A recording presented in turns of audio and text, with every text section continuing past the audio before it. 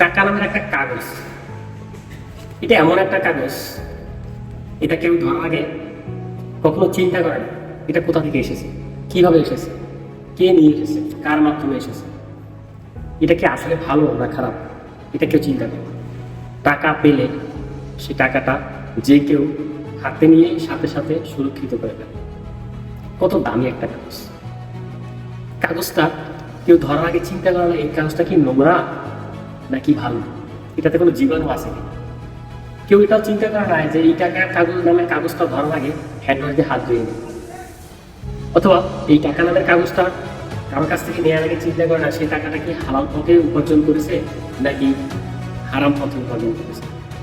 এই টাকাটা যদি কাউকে দেওয়া হয় সে কখনো না বলতে শব্দটা মুখে আনে না, সে নারী হোক অথবা পুরুষ, যেই দেখ না কেন কাউকে দেওয়ার আগেই সে টাকাটাকে মুখে নেয়।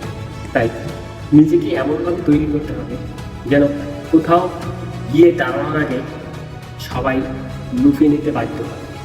কোথাও গেলে যেন নামটা নিতে কখনো না ভাবে সে কোন জায়গা থেকে এসেছে, সে কেন এসেছে, কিভাবে এসেছে, এই চিন্তা ধারণাটা যেন কারোর ভিতরে না আসতে পারে। এভাবে নিজেকে তৈরি করতে হবে এই টাকা, তাহলে এই দুনিয়াতে মাথা উঁচু করে বাঁচতে পারবে।